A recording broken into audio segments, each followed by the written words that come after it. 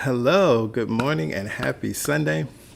It is so good to see you. It is so good to be here with each and every one of you as we are here this Sunday to celebrate the magnificence and significance of God in, through, and as us. Let us begin as we always do with prayer. And so in this moment, I invite you to just take a deep breath in through your nose, out through your mouth. And another breath in through your nose as we bring ourselves to the present moment, out through your mouth. And let's affirm, I am here now. I am here now. I am here now. I am here now. I am here now. I am here now. Here in this present moment, I remember that there is one mind, one power, one presence that is working in us, through us, and as us. There is one life, and that life is our life now. It is the power and presence that is back of, behind, and underneath all things. It is that thing that holds the planets in place. It is that thing that conceived of and sustains the stars. It is that thing that conceived of you and me and sustains us. I remember in this moment that God, all of God, is here now. And God neither comes nor goes. In this moment, we have placed our attention back on that reality. And as we place our attention on that reality, we remember that we are one with God. One with God and one of God, for we live, move, and have our being in God, and God lives, moves, and has its expression in, through, and as us. And so it is out of this awareness that I speak this word in faith, and I speak this word about and over this weekend service.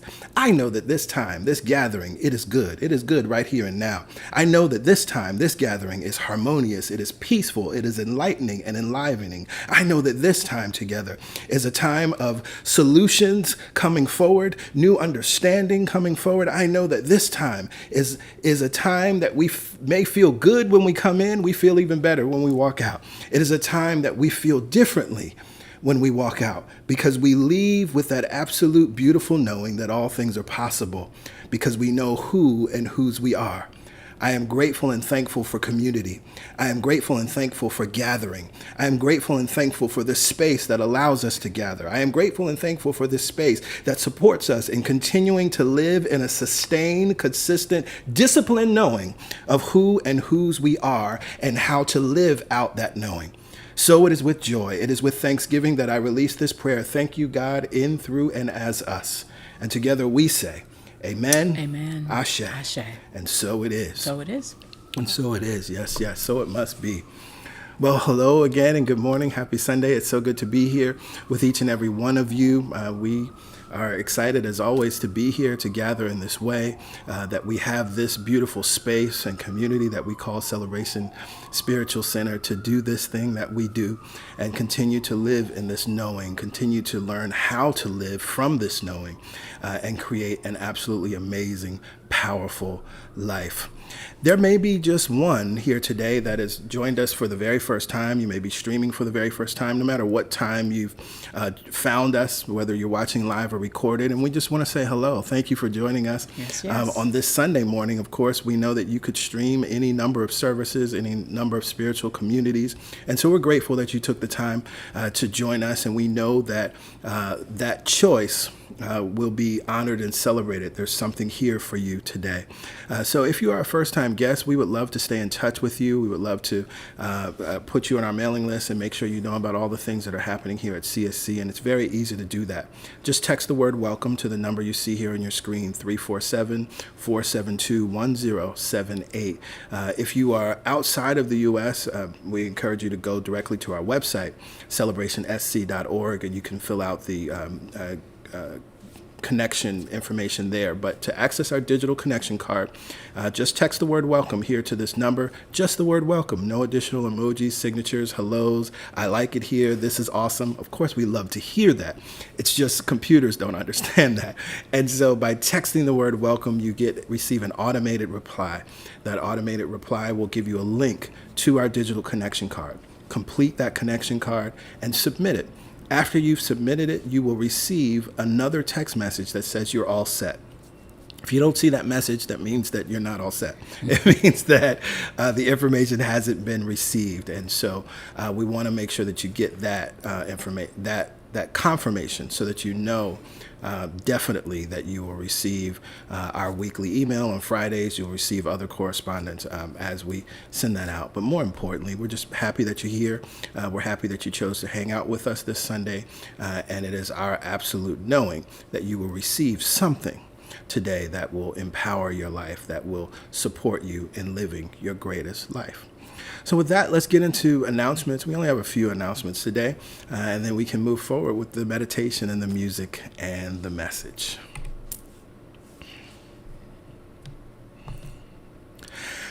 First, we always encourage each and every one of you to invite someone to join us, to check out the live stream. You can send them the link to a recorded stream, a previous stream, to let them know what we're all about.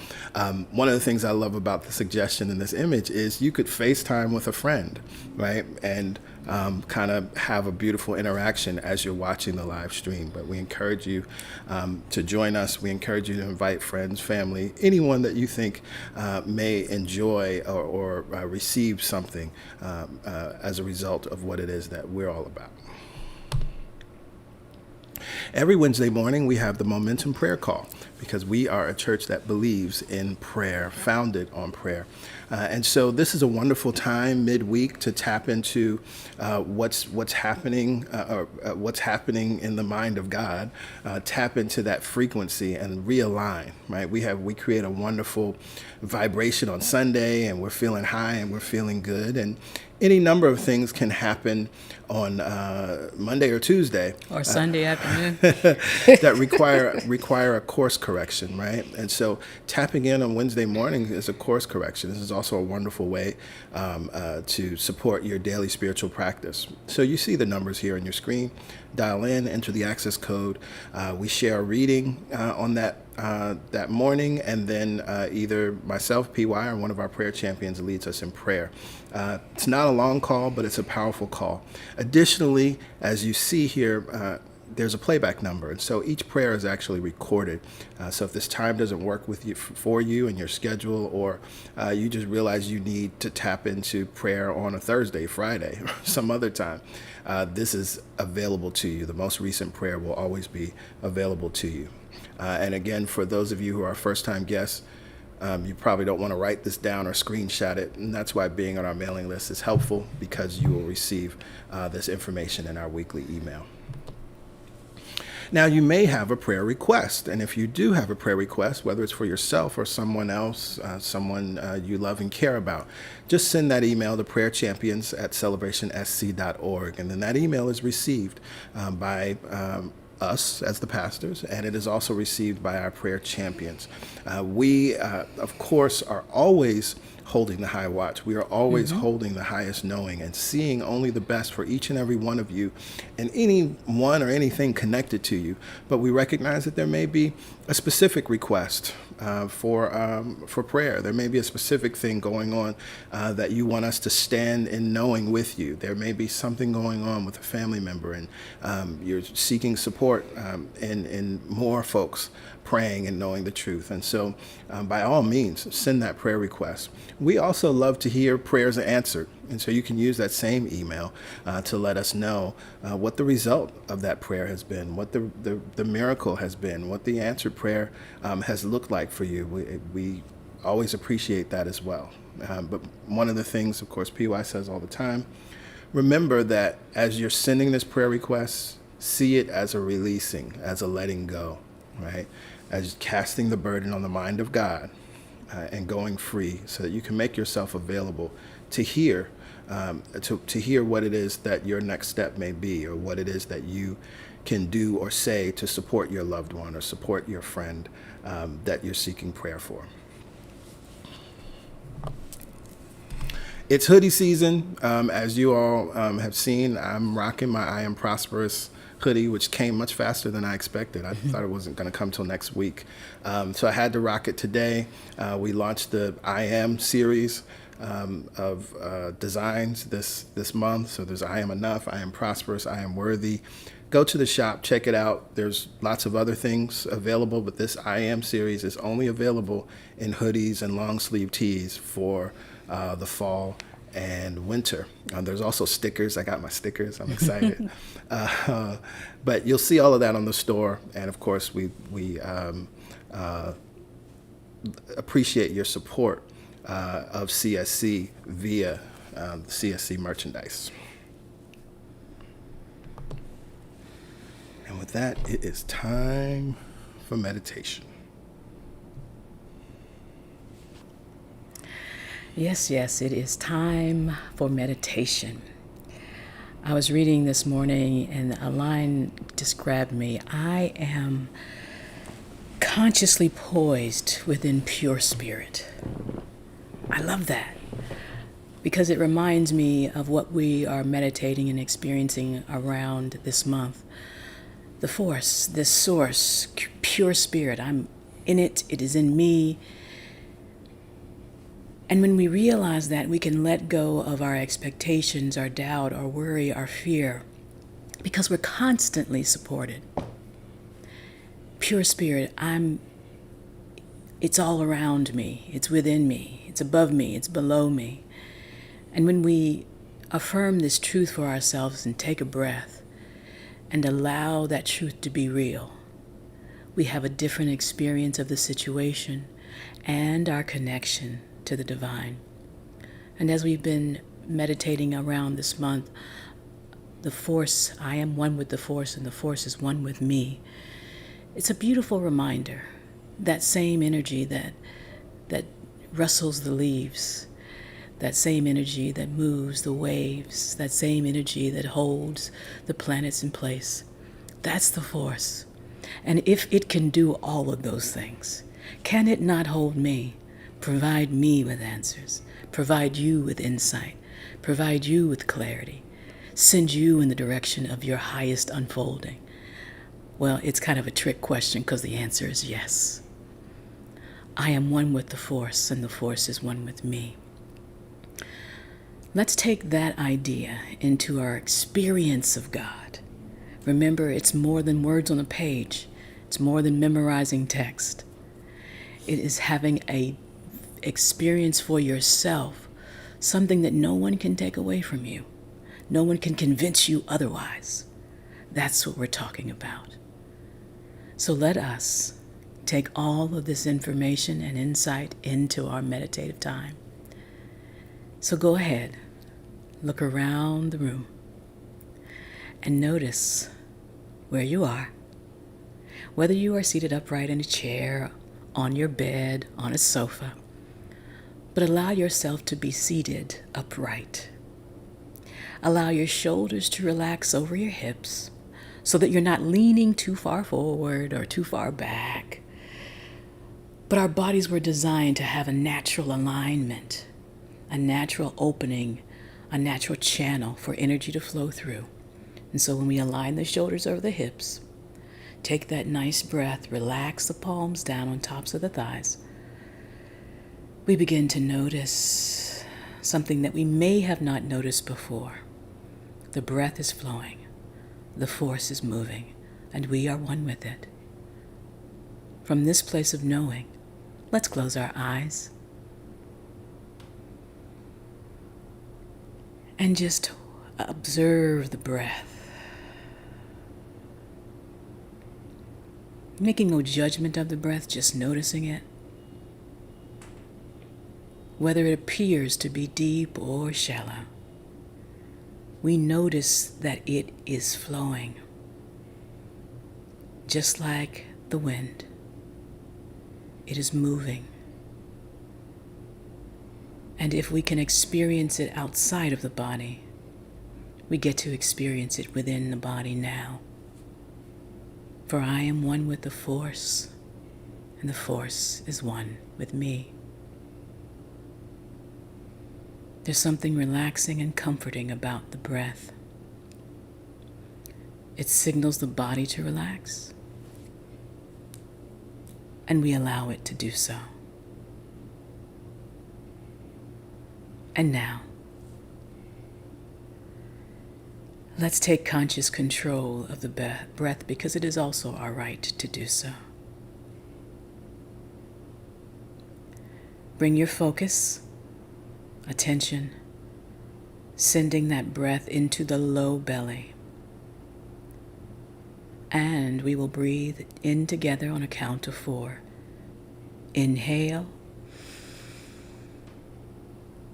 Expand the low belly. Hold it there.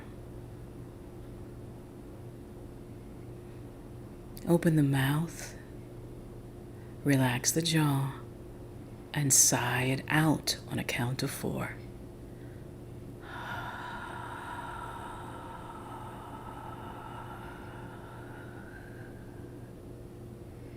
Inhale again into the low belly.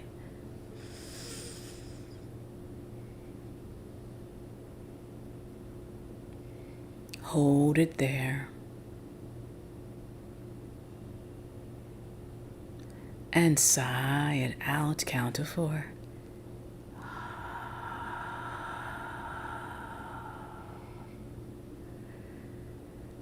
Beautiful. Inhale through the low belly, now making its way up through the rib cage. Count of 4, expanding front and the sides and the back of the body. Hold it there.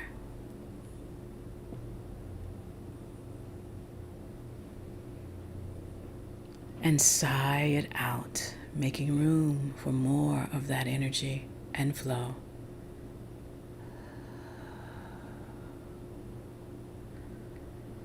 Same path, different experience in this now moment. Inhale. Up through the rib cage, the chest lifts. The ribs move out of the way as the lungs elongate. Hold it there. Open the mouth and sigh it out, releasing anything that would block this awareness.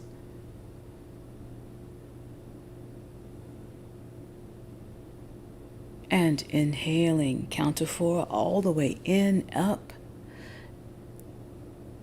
through the heart center, chakra, center of the chest, the altar of love and healing.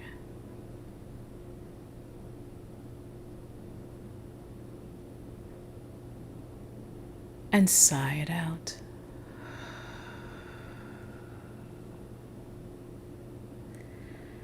Again, realizing and recognizing this force that moves in through and as us. Inhaling all the way in and up through the heart. Hold it there, creating a new reality, new set point.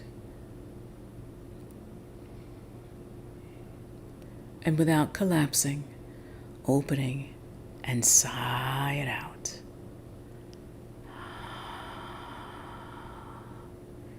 We want to create a clear channel for the divine to flow through. Nothing blocking it, hindering it. We just allow it.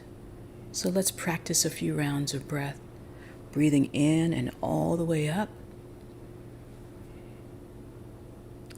This time, close the lips and exhale through the nose when you're ready.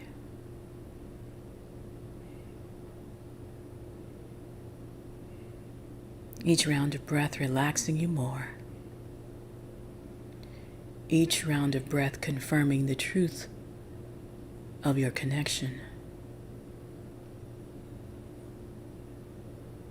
And each round releasing the round before, making room for more.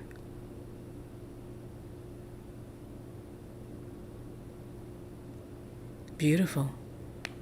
As we practice accepting and releasing, let's send that energy into our body now, into the feet.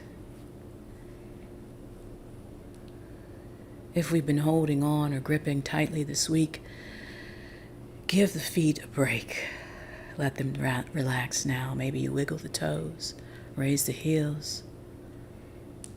Send the breath there. Relax the feet.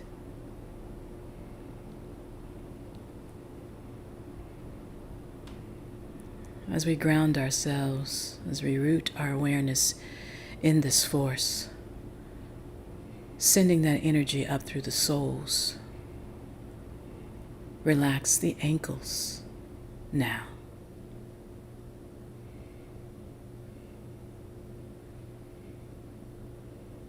Energy flows across the shins and the calves. We notice any tension, but more importantly, we breathe and relax the shins and calves.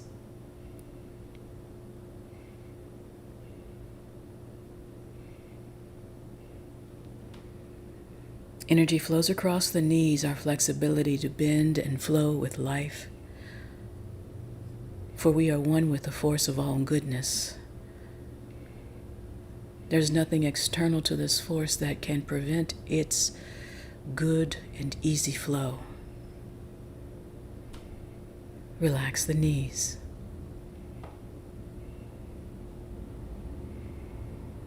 Energy flows across the thighs, the hamstrings, the glutes. If you feel any tension there now, inhale, exhale, and relax the thighs, the hamstrings, and the glutes. Nothing can block our joy, and so we send the energy to our hips. Relax the hips. And as we feel the lower half of our body sinking into its surroundings, we allow that flow of warmth and comfort and knowing to move up our spine, aligning each vertebra, allowing each chakra to balance and open. As we inhale, it rises up. Exhale, allow. Inhale as it rises up. Exhale, allow. Inhale, energy flows up. Exhale and allow. There is nothing that can stop or block this force, for we are one with it. Inhale. Exhale and allow. This energy flows in and up. Exhale, allow. And the energy now flows out the crown of our heads, gathers above us all, connecting us one to another.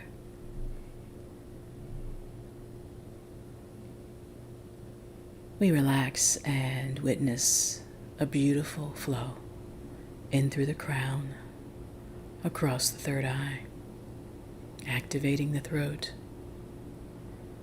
across the shoulders, down the arms, and out the fingertips.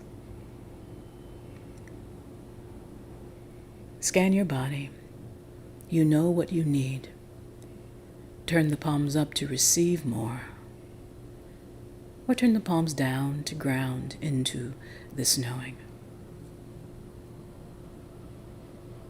If there's anywhere in your body that feels tension or tight, send the breath there now. And give permission for the force to flow. For you are one with the force. Nothing can prevent it, interrupt it, or change it. As we prepare for our silent time, I will monitor. You take the inward journey. And if the mind wanders, it's okay. Bring it back to this awareness that I am one with the force, and the force is one with me now.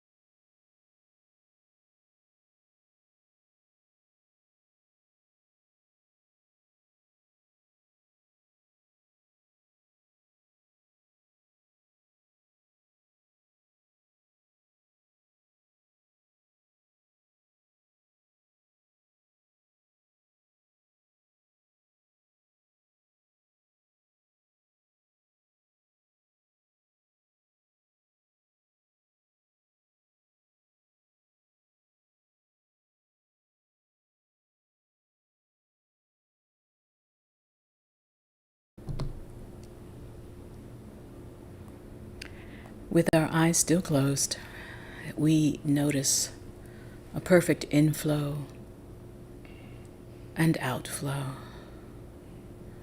inhalation and exhalation.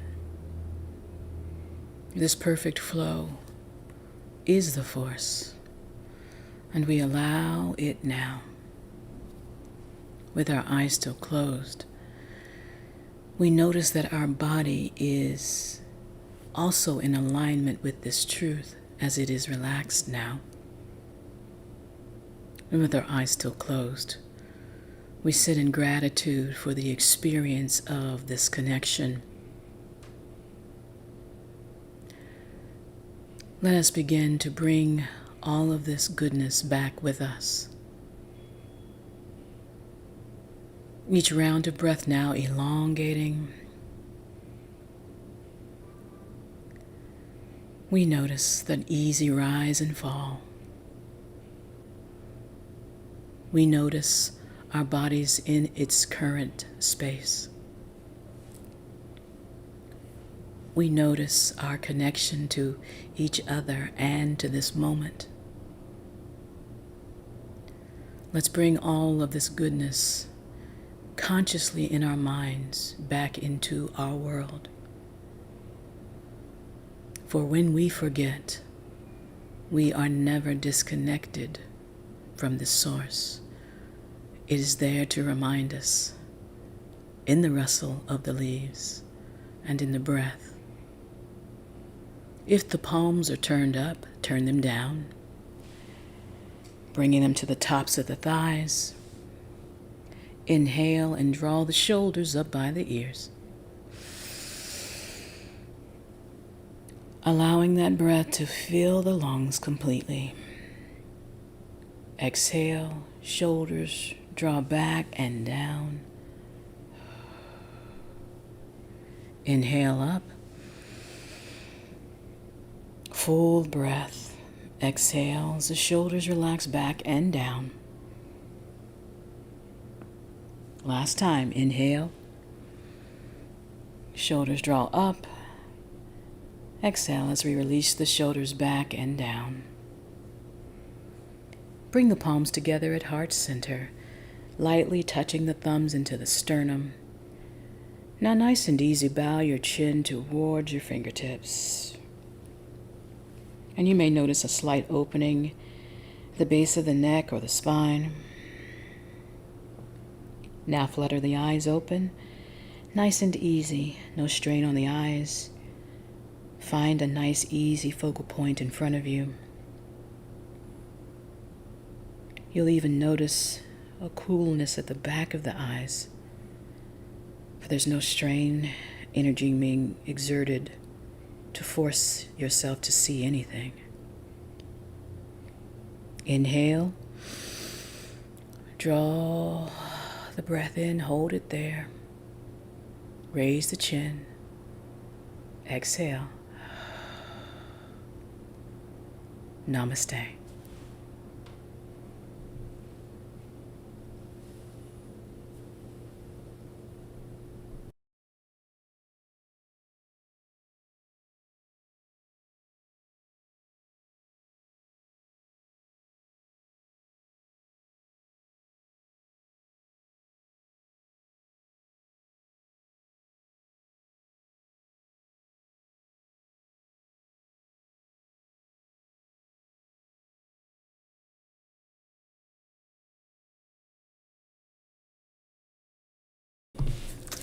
Yes, yes. Namaste. Thank you, PY. You're welcome.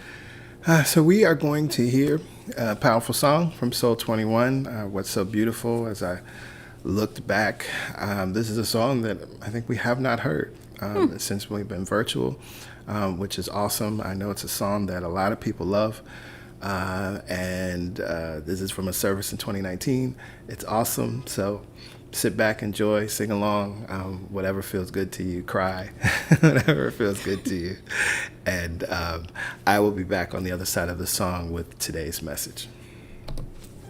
So this song takes us even deeper into that understanding that when we understand that God is all there is, we understand that it is our everything, my everything. It's the thing that I live, move, and have my being in. When you breathe in air, that's your air. I can't breathe in your air. That's God. That's your God that you're breathing in. The blood that's flowing in your veins, that is your God. God within you, my God, flowing through your veins. Yes, yes? Yes. It is your absolute everything.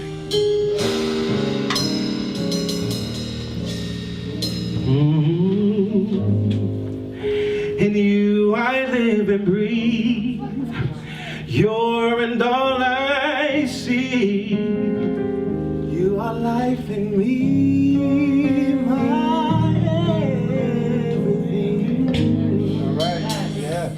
Your infinity, stars and galaxies. Yeah. You are life in me, my everything.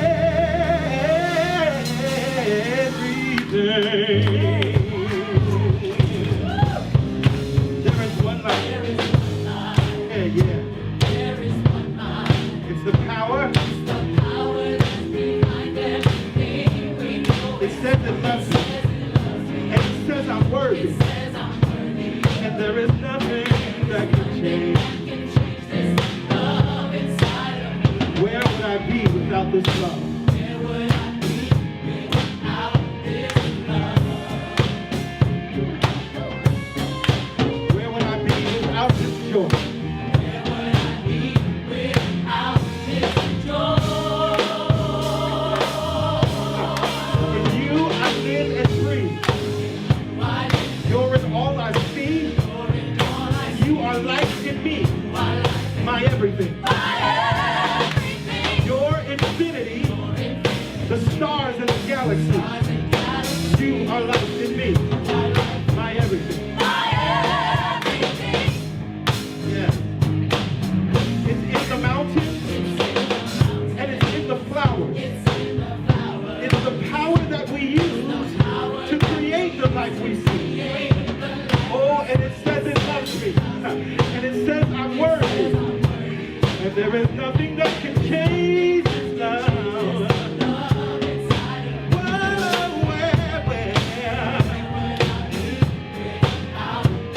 Oh, nothing exists without love. No, nothing exists without love. Tell me where.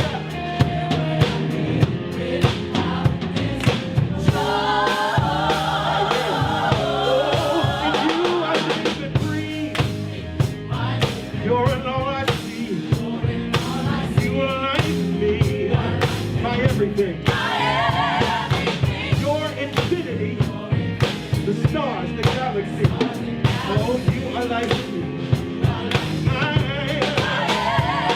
And you are the breeze. Oh, you're in all I see. God, you are life in me. Your infinity. Stars and galaxies. Oh, you are life in me. Oh, you are the breeze. Oh, you and all I see. You are life in me. Your infinity, stars and galaxies.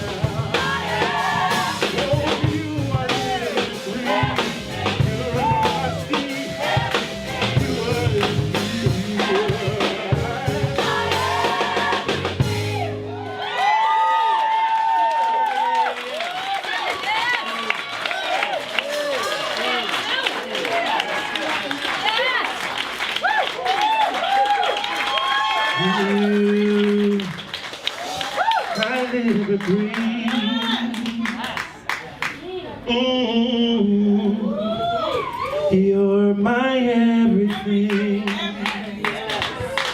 Oh, in you I live and breathe.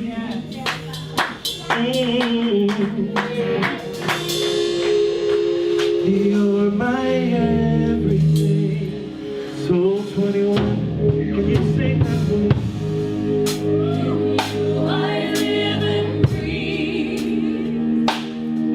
You're my everything. You're my everything. My everything. You, I live and breathe, yeah. You, I live and breathe. Oh, oh, oh, oh, my everything. You're everything. And you tell me I'm worthy. You, I live and breathe. Tell me you love me. You tell me I'm worthy, yeah. Tell me you love me, my everything. I live and breathe. Oh, oh, oh, my. You're my everything. You're my. This is personal. In you I live and breathe. I live. Make it personal. You're in all I see, yeah, yeah, yeah. My everything. God, love, peace, joy, use whatever name feels good to you right now. You living and you moving and you're swimming in, yeah, yeah, yeah. You're my everything.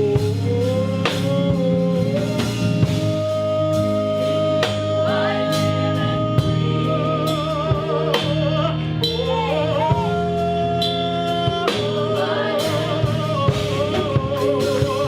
oh God, we live in you. And you move through us. Yeah, you're my everything. You are living. In you I live and breathe. You're my everything. You're my everything.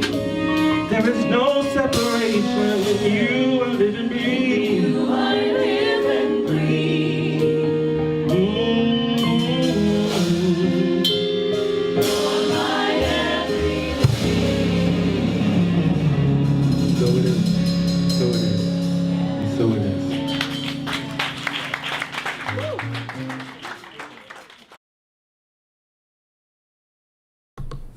So it is, and so it is, and so it is. Yes, yes, that felt so good. That was powerful. Again, I know that's a song that so many people love. And I was actually surprised as I looked back to see that we actually haven't heard that song in over a year.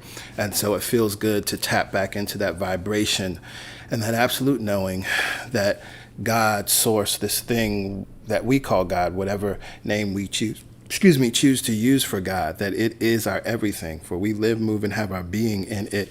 It is all we see. It's life in us, right? It's the stars, it's the galaxies, it's all of those things. Well, good morning again. Happy Sunday. It's so good to be here with you. And I'm excited about this mini sermon series. We're sort of taking a breath, taking a break after, a very intense sermon series of the 7 Habits of Prosperous People. And so we're ending this month with what I'm just calling a mini sermon series. And it's inspired and based on, we're looking at something that was written by Henry David Thoreau in Walden, which was published in 1854. Now, we started last week with the sermon, That's a Big If. And I used that time to really break down the opening line of this passage. If one advances confidently in the direction of his or her dreams and endeavors to live the life that she or he or they have imagined. And I'm going to reread that passage again, but we're going to go a little deeper, right? What I talked about last week was this is something that I call the confidence formula or the confidence principle. And we looked at how choice is one of the first things that anchors this. But then last week we also talked about, as we break down what does choice mean, that there needs to be a clearing, right? This is something that I'm doing personally in the month of October, that as I'm preparing for the new year and beginning to start to plant seeds for the new year, the first thing I start with is a clearing, right? Clearing out the cobwebs, clearing out patterns that I may be unaware of. I said last week, I'm not so recklessly confident that because of who I am or what I do or what I teach, that I am not also susceptible to adopting certain patterns of thought that are not beneficial to me. And so I take time to clear that out. By clearing, then I can listen, right? And I can tap into what it is that God is seeking to do in through and as me and as my life. And then I begin to advance confidently because I'm clear. I'm clear about what God is saying. I'm clear because I'm now back in right-mindedness, right? And I can endeavor to live the life that I've imagined. If you didn't hear that message, I encourage you to go back. It's here on YouTube. It's here on Facebook, and check out that message. So first, I want to reread this passage again from Walden, written by Henry David Thoreau, published in 1854. I learned this, at least, by my experiment, that if one advances confidently in the direction of his dreams and endeavors to live the life which he has imagined, he will meet with a success unexpected in common hours. He will put some things behind. He will pass an invisible boundary. New, universal, and more liberal laws will begin to establish themselves around and within him, or old laws will be expanded and interpreted in his favor in a more liberal sense, and he will live with the license of a higher order of beings. In proportion as he simplifies his life, the laws of the universe will appear less complex, and solitude will not be solitude, nor poverty poverty, nor weakness weakness. If you have built castles in the air, your work need not be lost. That is where they should be. Now put the foundations under them. And so again, last week we looked at and focused on kind of the first part of that. Again, if I learned this, at least by my experiment, if one advances confidently and endeavors to live the life that they've imagined, they will meet with success unexpected in common hours. So this week we're going to be kind of looking more and talking a little bit about this middle part of she or he, they will put some things behind, will pass an invisible boundary. New, universal, and more liberal laws will begin to establish themselves around you. Or the old laws will be expanded and interpreted in your favor in a more liberal sense, and you will live with the license of a higher order of beings. And so one of the things that I recognize that I think would be very beneficial is to tell a story, right? Is to talk about how this passage actually can play out in real life, in the real world. And so I was reminded this week of something that it was an experience that my daughter had that I was able to be a part of. And so back in 2018, she was still in high school, and an opportunity came for her to spend that coming summer in Finland. Right, so this was the summer. She was just finishing up her junior year, so this is the summer going into her senior year in high school. So she received the email about this opportunity from AFS USA. They were specifically looking for students of color from her particular area, from DC, Maryland, and Virginia. And so she got the email, and she immediately forwarded it to me and her mom. And she said, hey, can I do this? So her mother and I, of course, being very supportive of the things that she says she wants to do, right, and doing our best not to say, oh, you should do this or you should do that, or you should pursue this or pursue that.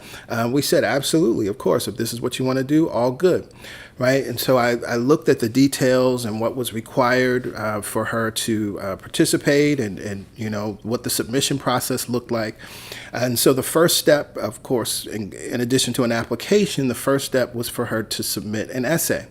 And so what I said to her was, okay, this is cool. You have to do an essay. The questions were there that she needed to respond to and as a writing prompt. And I said, go ahead, get all of your ideas out, write the essay. Once you're done, send it to me. and then we can talk about it. I'll offer some edits. I'll offer some ideas with the goal of helping her to, have the absolutely best essay, the best possible submission so that she could be a part of this program and go abroad and spend the summer in Finland. So she did that. She wrote the essay, she sent it to me, and we talked through it. There were some thoughts that I had. There were some things that I thought she had missed in the question that was being asked, and so I, pointed her in those directions, and she made some edits. And so after she made the edits, I said to her, okay, after you make the edits and get this next draft done, send it back to me, right? So I can read it and we can have the final version. So after that, some time had gone by and I realized that I hadn't seen the draft, and I'm thinking maybe, we all miss email sometimes. I'm thinking, oh, wow, I must have missed the email. I didn't see it. But I'm also concerned because I'm thinking that the submission deadline has already passed. So I hope we haven't missed the submission deadline. So I checked, the submission deadline had passed, and I reached out to Malcolm and I said, hey, Mal, did I didn't see the next draft of your essay and we're after the submission deadline. And she's like, oh, I submitted everything. So immediately, I kind of had some problems with that because I felt strongly about wanting to reread the essay again, wanting to support her and having the best possible essay that she could submit. And while I felt good about the direction that we were headed in, it didn't feel final to me, right? And so I was a bit concerned and hoped that wouldn't curtail her chances. And so she submitted it, and so we waited. And thankfully, she made it through the first round. The essay was the first round, and she was accepted into the next round. And they were like, "Hey, all good. We've moved you forward. The next piece of the submission process now is to do a formal interview, in-person Skype interview. Parents can't be anywhere in the room. You have to, do this on your own." Now, that was exciting to me because one of the things that I love about Malcolm is she can talk, right? And she's someone that has always, from the time I met her, right? She's always been someone that talks, that gets along with folks, that's very personable, that is really not afraid to talk to strangers or different people and make friends. That's just never been her issue. I was thinking about when she was younger, and I would pick her up from preschool, right? From the time I picked her up, to the time it was time for her to go to bed, all evening, it was, Dad, guess what?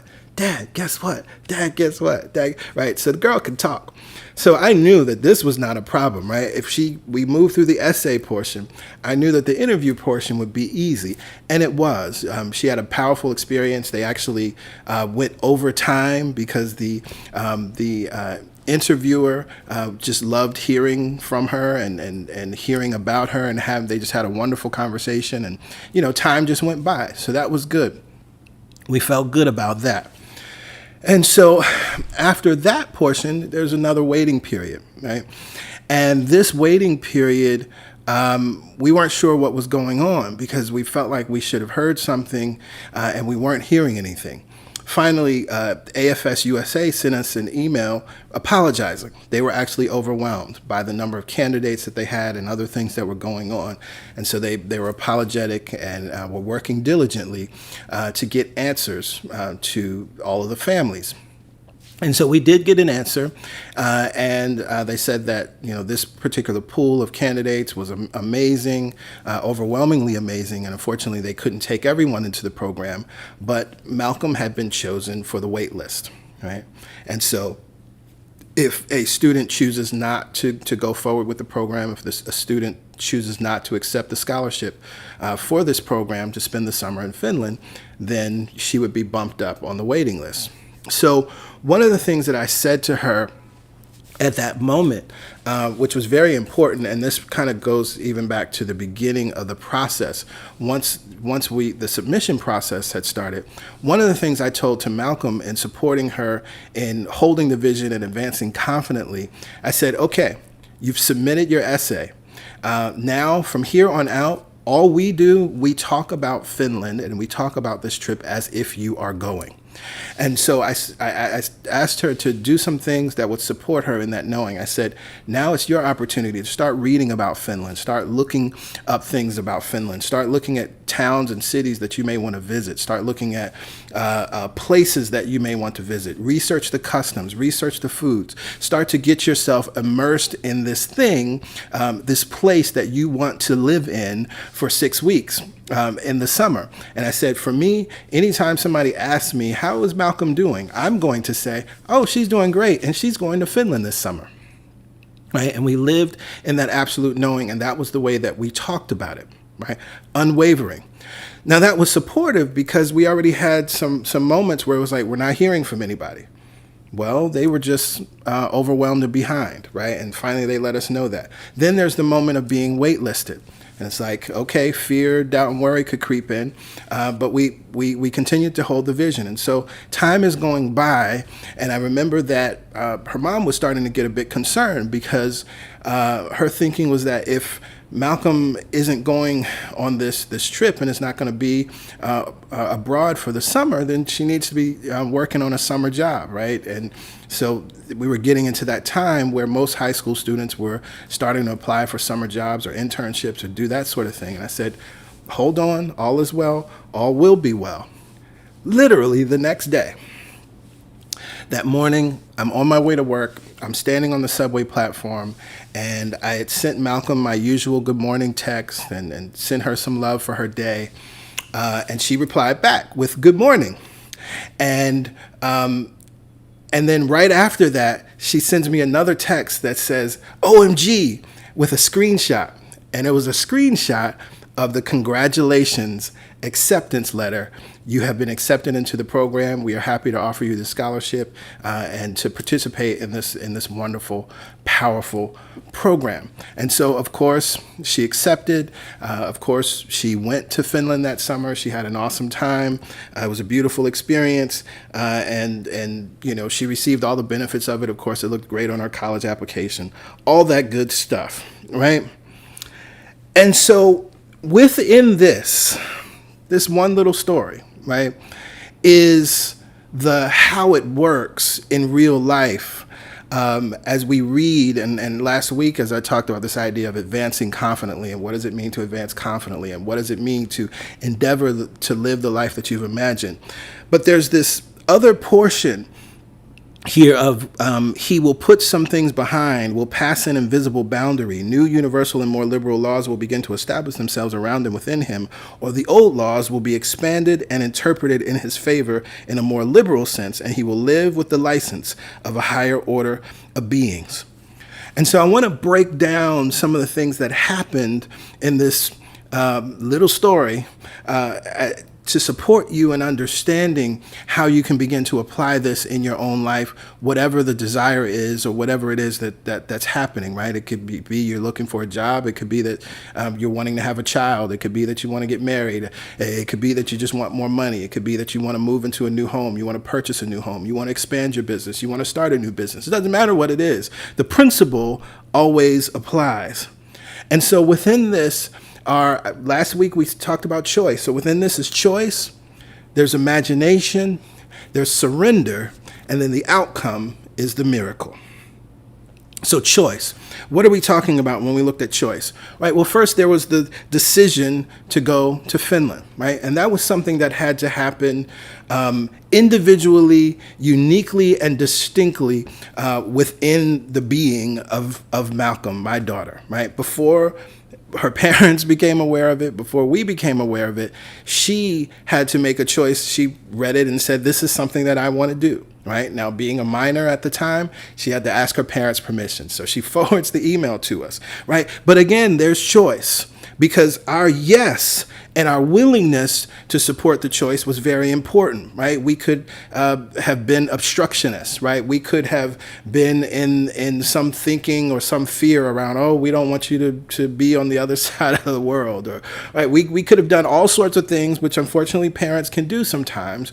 But we also then stepped into choice, stepped into a yes, stepped into a willingness to support, right? And that willingness to support on my end was very specific because as we said yes, I looked at what was required, right? What is required for parents? What is required for students? And I looked for how can I support my daughter in achieving the things that she says she wants to be, she wants to do, she wants to have, right? And so all of that was a confident choice, right? That was a confident endeavoring, right? It wasn't based on what we had seen before. I've never been to Finland. Her mother's never been to Finland.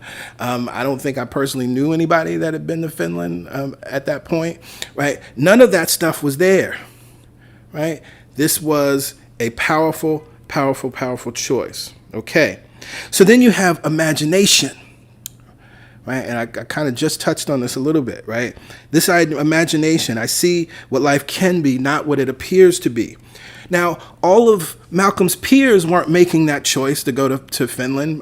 In this particular case, with this trip, there was one other student from her school who also was a part of this group of students that ultimately ended up going on this trip to Finland. But some of her peers were making other choices, right? Some of them were choosing to be lifeguards that summer, right? Some of them were maybe working with their parents or in a family business, or some of them were interning here and interning there, right? I did various types of internships when I was in high school, but my very first job was landscaping, right? So we recognized that there were all of the kids were making all different types of things, right? And then let's think about this too, imagination. Staying home and getting a summer job was technically a more guaranteed option. Right? That's something she had seen before. That is something that was more easily accessible, right? That was something that she could more easily wrap her mind around, wrap her head around, because she had seen it or seen someone in proximity doing it or having it. Going to Finland was not something that she had a proximity to, right? She had to access her imagination. She had to step into seeing what life could be, not what it appeared to be. Staying home would have been familiar. Staying home would have been comfortable. Right? But this choice was part of a life that she had imagined. And I say that because also one of the reasons that this opportunity came to her is because she was a part of the International Baccalaureate program in high school. Now, that was also a choice that she had made when she was in middle school. It was almost like a similar path because the opportunity came and she came to us as her parents and said, I want to do this. Can I pursue this? And we supported her in that. Okay, what do you need to do? What are the interviews? All of that good stuff, right? So she had already made a choice to see life as it could be, not as it appeared to be, by putting herself into this program, which then brought a new opportunity to her, right? Being an IB student had set her on a path for experiences like this. In fact, she'd already spent a week in Spain after her freshman year. And so this was part of the expectation of being in this program, that opportunities would come for her to travel abroad, for her to even live abroad. But the expectation of the opportunity is different than actually then choosing the opportunity. And that choosing the opportunity, again, first was just about desire, but it's also about imagination. It was also about seeing her life differently, seeing her life in a way that she had not experienced before. And then we get to surrender. Surrender. What did we read again? He will put some things behind, will pass an invisible boundary. New universal and more liberal laws will begin to establish themselves around and within him, or the old laws will be expanded and interpreted in his favor in a more liberal sense, right? Now, part of this surrender was really my lesson, right? Because this was a lesson in letting go of perfection. And it's my desire, if you don't hear anything else today, that you hear this part of the process. Right? Because yes, she wrote the essay. Yes, there were edits needed. She made those edits and submitted the essay. right? She didn't overwhelm herself with trying to get it perfect, right? That's where my mind was. I thought that I wanted to make sure that it was the most perfect possible essay, and we had hadn't missed a thing, right? But she didn't overwhelm herself with perfection, and so I had to let go of my seemingly well-intentioned sense of perfection. So often when we're pursuing something, we may be advancing confidently in the direction of our dreams and endeavoring to live the life that we imagine, but then we create boundaries, we create hindrances, we create things that we have to let go or leave behind us, with this idea of perfection, with the idea that it has to, completely look a certain way, that you have this sort of finished product in your mind, and that this may be the first time you're ever doing it, and so it may not be perfect the first time you do it, right? But it may take the second or third or fourth or fifth iteration for you to get to that point. And so when Thoreau writes about he will put some things behind and pass an invisible boundary, the question I have is, well, what are those things, and what is the invisible boundary, right? Can it look like? And so in order to advance confidently in the direction of your dreams and endeavor to live the life that you've imagined, there are things that you will have to put behind, you will have to surrender, you will have to let go. In this case, in this example, right, one of the things that needed to be left behind and let go was this false sense and idea of perfection, right? So often we hear this idea that, sometimes the people in your life can't go where you're going, right? And that's true, but let's understand what that's about, right? Sometimes the people in your life are only, well, not sometimes, the people in your life are only a reflection of your consciousness, right? Which is why I always say I'm not so much concerned about the 5 people that I spend the most time with. I'm concerned about the 5 ideas that I spend the most time with. Because if I'm focused on 5 ideas that are beneficial, constructive, affirming, prosperous, etc., if those are the 5 ideas that I'm inundating my thought life with on a daily basis, then the people in my life, the circumstances in my life, the experiences in my life can only reflect that.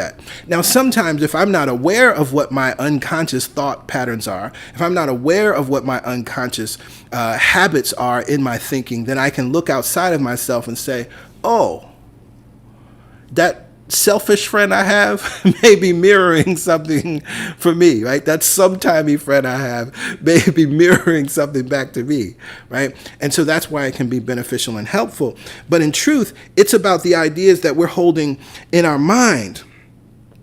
And so then there's this other beautiful piece that I love here, because again, we talk about put some things behind and pass an invisible boundary, right? And again, the boundary is all of those things that do not support you in now being in and living from the new reality of the thing that you want to accomplish, of the vision, the goal, the dream that you have.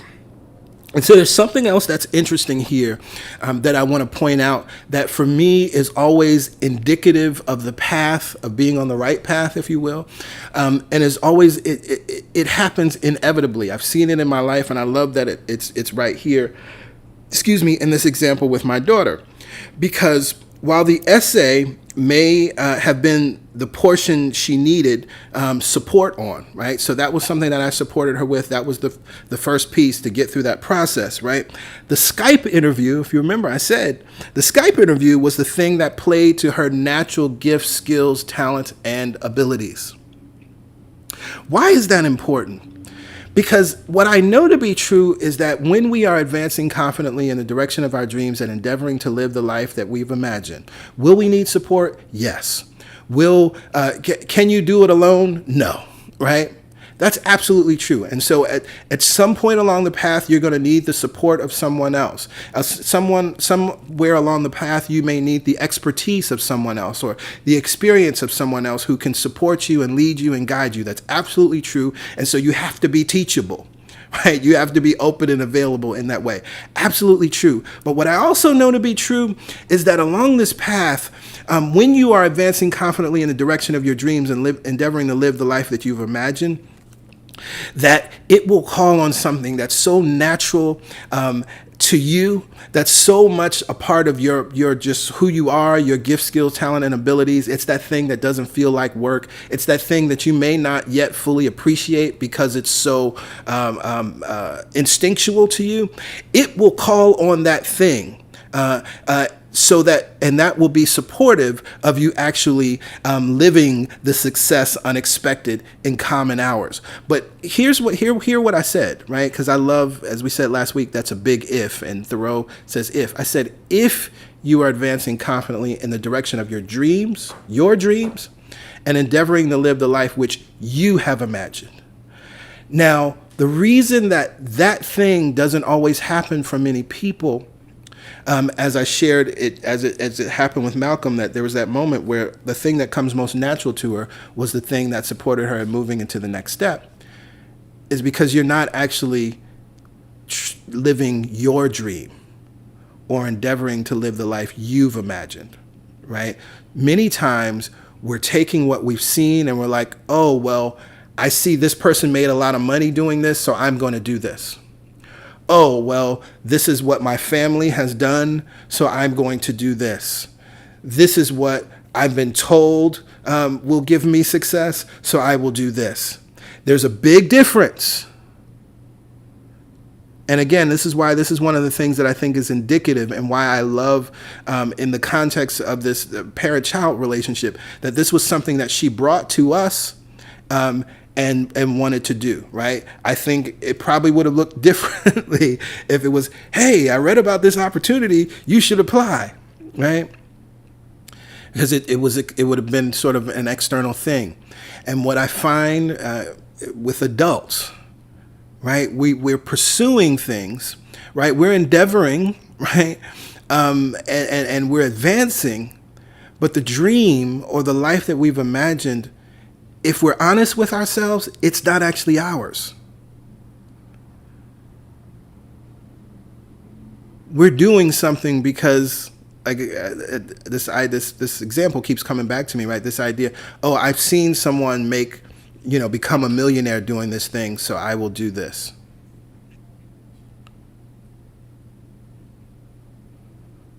Right? Everybody wants to invent products because of Shark Tank.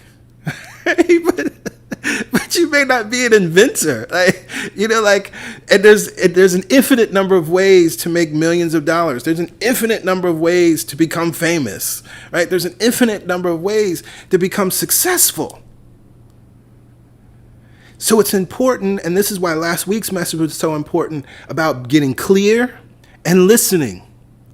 Because when you tap into what it is that God is seeking to be, do, and have through you and express through you, one of the indicators that you're on that path is that along the way, again, will you need support? Absolutely. No person is an island, right? There's no such thing as being self-made. You will need support. You will need expertise. You may need a coach. You may need an advisor, right? You may need a Obi-Wan or a Yoda, right, along your path. Absolutely, right? Absolutely.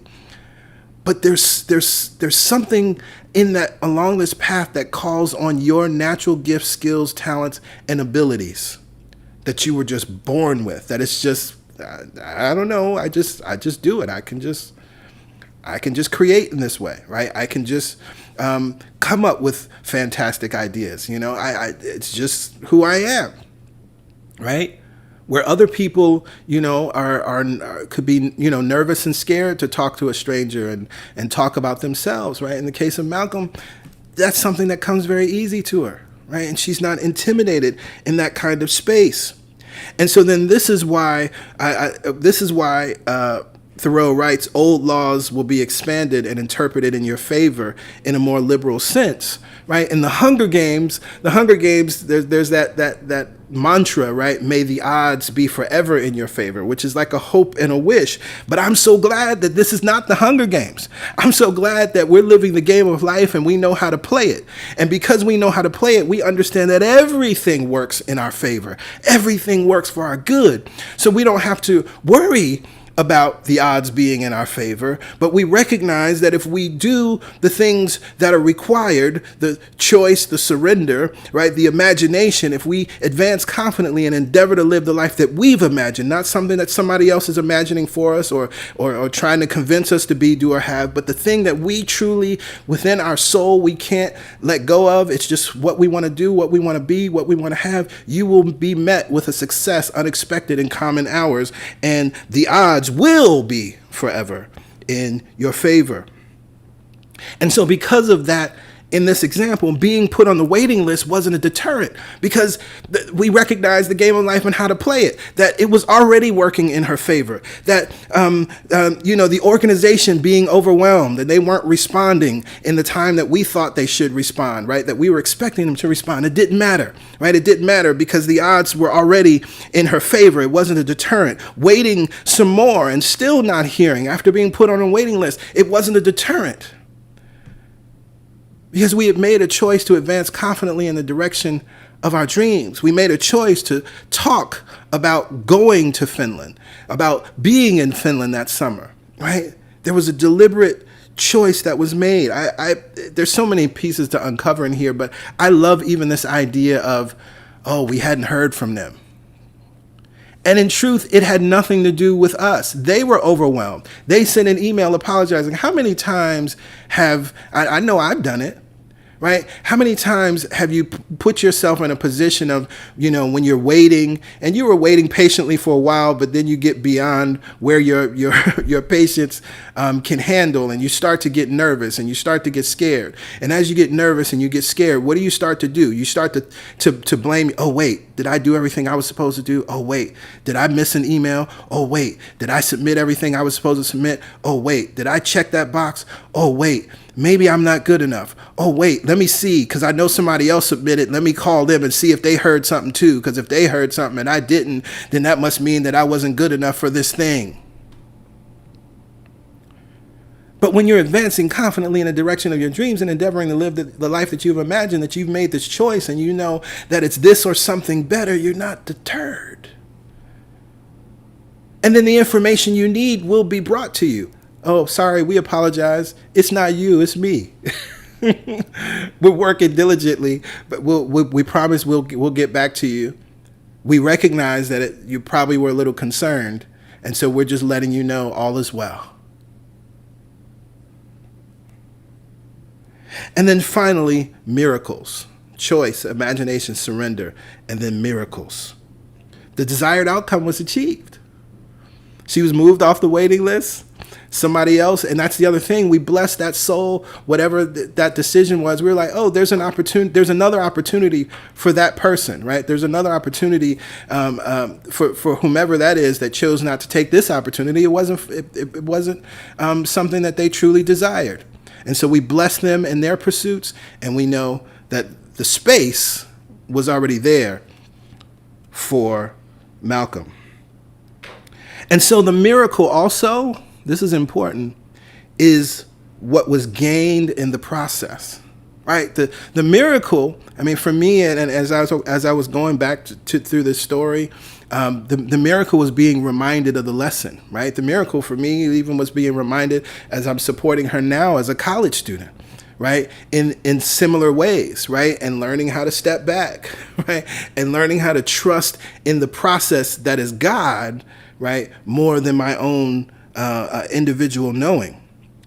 Learning how this confidence formula works is the miracle. Learning how to advance confidently in a visceral way through this experience is also the miracle. Learning how to receive support is the miracle. Learning how to operate in excellence while also not taking it so freaking seriously, right?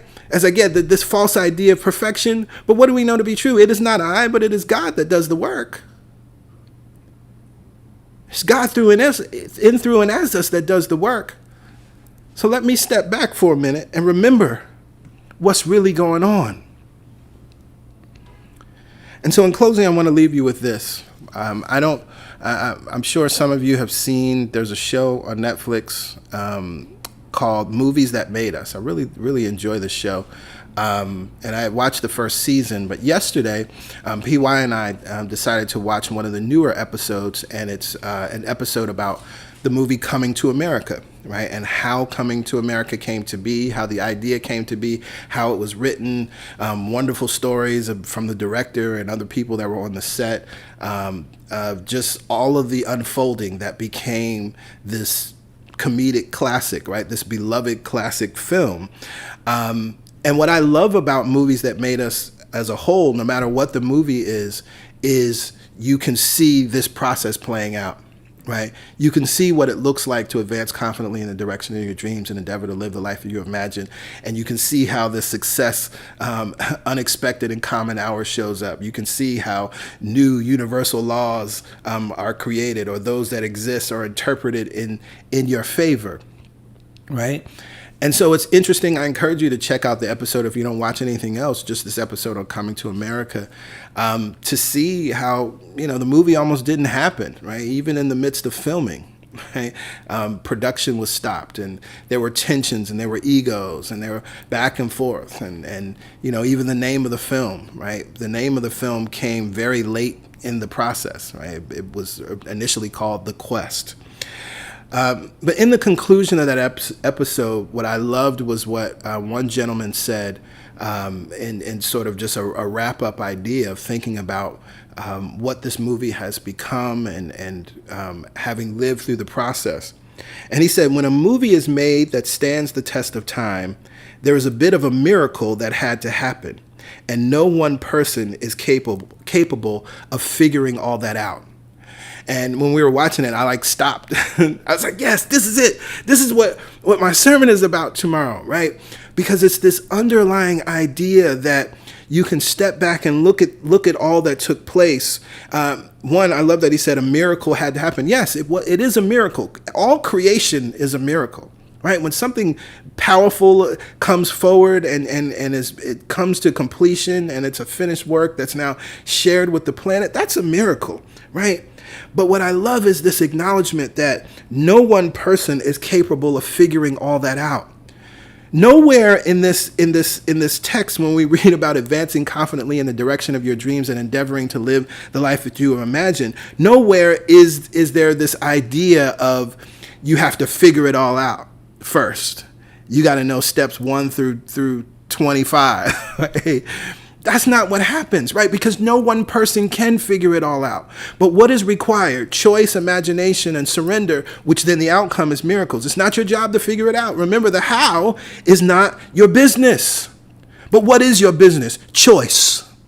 The how is not your business, but what is your business? Imagination, endeavoring to live the life that you've imagined, right? What is your business? Surrender. To let some things go, right? To let those invisible boundaries pass, right? All of that negative thinking, all of that unconstructive thinking, all of that any thinking that would say you're not worthy or you're not good enough, any of that thinking that says that these false ideas of perfection. And so what I love about a show like Movies That Made Us shows you very clearly. We have, from the outside looking in, we have this perception that of perfection that must have taken place in order for Coming to America to become the beloved classic film that it is, 30 years later or whatever it is. But that's not what happens, right? It is the power of God operating in, through, and as us, right? In truth, in consciousness, we are perfect, whole, and complete. But how we show up in the world, we're not always perfect. How we show up in the world is egos. How we show up in the world is, not thinking we're enough. How we show up in the world is thinking we need to do more, right? And actually what we did was more than enough, right? And God, in spite of all of that, right? Because we've made the choice, imagined, and surrendered, Source takes all of that. The stuff that there's no way that we could figure it all out. And a miracle happens, right? Something transcendent happens. Something that stands the test of time, as he said in the quote, happens, right? Something that will live beyond the lifetimes of every single soul that had anything to do with that movie happens, right? That movie will bring joy for probably 100 years from now, everybody will be gone. It was always bigger than the individual. And we surrender to that bigness. We surrender to God within us and allow it to do its work. And we trust that. We trust that. So this is how it works, y'all. And I encourage you to now go and do likewise. Next week, we're going to be talking about the last passage, the last part of that passage, and building castles in the air. But I pray that this inspires you to move forward with your own vision, to move forward with your own choices,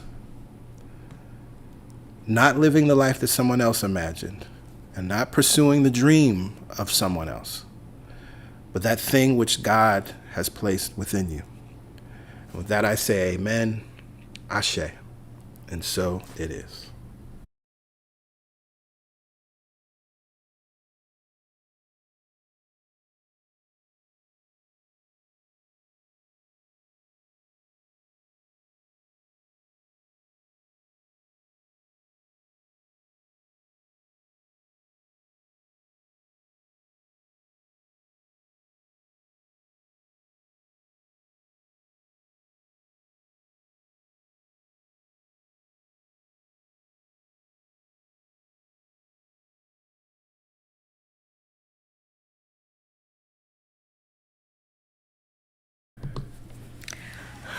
Yes, yes, yes. Yes, yes. We are not living the life that someone else imagined. Mm-hmm. We are living the life that we imagine. Yes, yes. And we know that we will be supported in realizing that life. This message, this mini-series, is so important because it provides step-by-step guidance in fulfilling your desires, those inspired ideas. Mm-hmm. And it's beautiful that it comes to everyone. It doesn't matter your age. Right. Right? Everyone can live the life that they've imagined. Yes, yes. If they do these things. Yes, and yes. guess what? These things are not hard. Yes, yes. It is not hard to surrender if you know who and what you're connected to, that it has all the answers, that it orchestrates all the pieces. Yep. Yep. Your job is to have, accept, and live from the experience of that idea. Mm-hmm. And then surrender. Mm-hmm. So you get to choose and then surrender. Mm-hmm. Right? Mm-hmm. Beautiful message. Please, please, please go back. Take some instance from your own life that you're on the fence about, or that it did work out. Analyze it and see if this stuff applies to it. Mm-hmm. Then take what you've learned and apply it to the next thing and the next thing and the next thing. It's supposed to be this simple. But you got to do it. You got to choose to live the life that you've imagined. Absolutely. Absolutely. Beautiful. Thank you, PG. Oh, you're welcome. Thank you. So again, I look forward to next week, and we will close out this mini series. But at this moment, it is time for giving. You've seen the information throughout the broadcast. It's very easy to give to CSC. Simply go to our website, celebrationsc.org/give, or you can scroll down to the giving section and give what feels good, or you can text to give. Text your dollar amount to 347-744-9500. Excuse me, there is a $10 minimum to text to give. But more importantly, what you see at the beginning, give what feels good, right? That's Always. What's most important, because we recognize that it is about a vibration, of a good feeling vibration that we must give from, because that's what we're actually circulating, right? That the money that we give, whether it's digital, right, or it's paper or coins, right, whatever it may be, behind that is thought. And that's what makes any of that money mean anything or hold any value, right? There's an agreement, there's a thought. And so when you're giving it, it must have the thought behind it of joy. It must have the thought behind it of provision, of more than enough, right? If there's a thought behind it of shame, of guilt, right, of not enough, then unfortunately, that's then what you're actually sowing and ultimately what you would reap, right? And so it's very important as we understand the law of circulation or sowing and reaping, that we're conscious of what we actually are giving, right? It's not the dollar amount that you're giving. It's the consciousness behind the dollar that you're giving, right? And so, And you can always tell by the way you feel. always. So tap into yourself, be clear, get clear on what that amount is. And I guarantee that when you give from that place of clarity, all will be absolutely well. All will be absolutely well, right? And so then we can affirm this powerful truth. All the money that I use All the money that I use returns to me multiplied returns to me multiplied in a never-ending cycle in a never-ending cycle of increase and enjoyment. enjoyment. And so to that we say amen. Amen. Ashe. And so it is. And so it is. We are so grateful to spend this time with each and every one of you. And as we have moved through this process, we are so clear that all things are possible. Absolutely everything is possible because we know who we are. We know whose we are. We are magnificent and we are significant because of the fact that God is living, moving, and having its expression through us. So we encourage you to live that expression this week. We encourage you to take that expression through your day and hold it in your knowing and let it be the law of your life.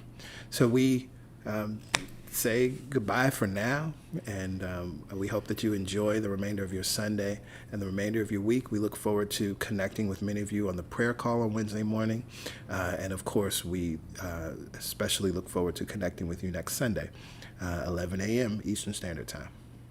All right, bye for now. Bye for now.